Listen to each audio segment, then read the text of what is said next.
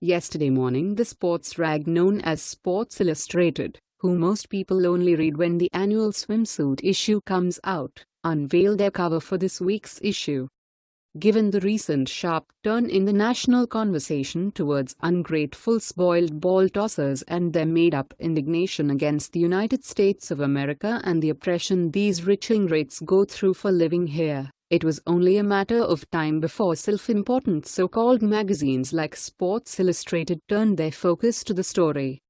Their cover art choice, though, opened the magazine up to plenty of criticism from both sides of the political aisle.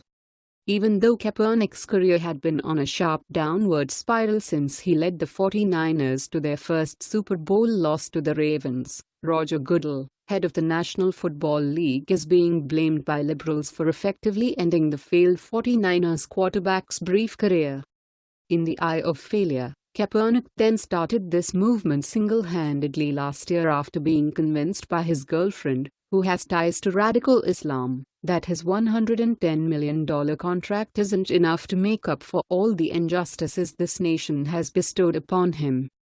But what really has liberals up in arms is that on the cover we see a photoshopped chairman of the National Football League, Goodell, who is a Trump supporter, linking arms in unity with Trump-hating, illiterate Stephen Curry from the Golden State Warriors, or Dubs if you have an IQ of less than 70. Along with the fact that there is no Kaepernick to be found. Yes, that's what our great nation has come to, folks. Yahoo Sports reports. Ray Lewis, Colin Kaepernick's girlfriend, cost him a job in Baltimore.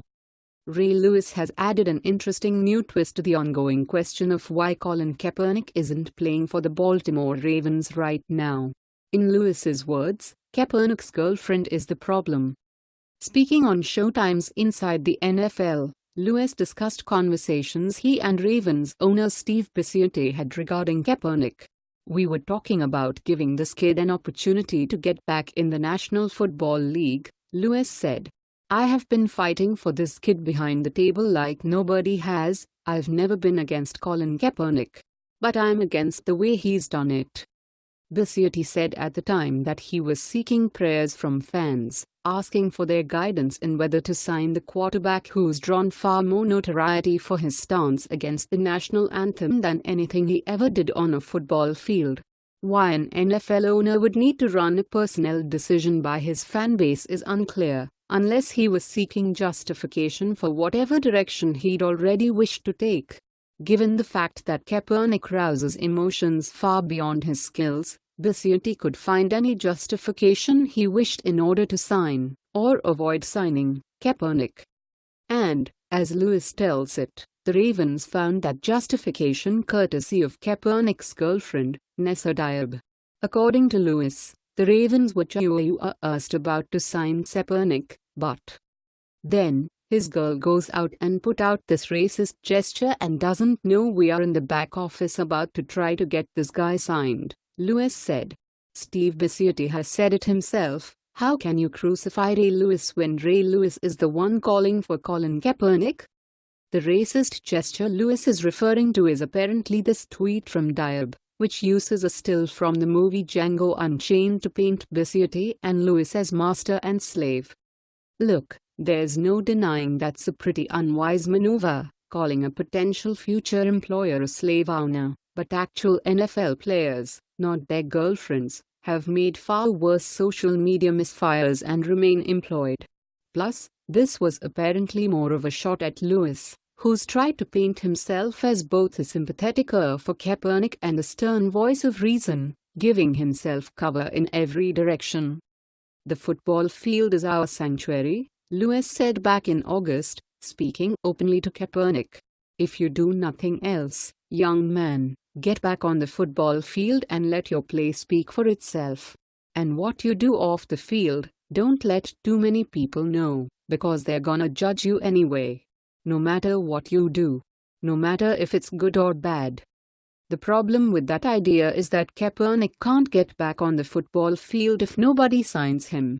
And no one's going to sign him if they're just looking for reasons not to sign him. Not only that, off the field Kaepernick has donated hundreds of thousands of dollars to charitable causes, which certainly is one off-field activity that stands up to whatever judgment they could mete out.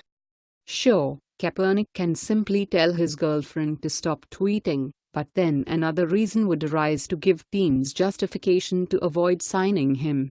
That's how these things work. The goalposts are always receding. The issue isn't that teams don't want Kaepernick. He's not entitled to a job in the NFL. The issue is that teams and their apologists continue to trot out weak stories and distractions to avoid speaking the truth about why they don't want him.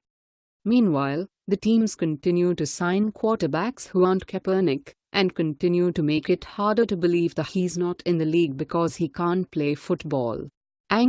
Unless, of course, you believe a quarterback who lasts through a regular season pass in 2011 is a better option than one who started just last season. Maybe there is no Kaepernick on the cover because they didn't have enough room to Photoshop his ego into the picture. Maybe there is no Kaepernick on the cover because they didn't have enough space to Photoshop his ego and girlfriend into the picture.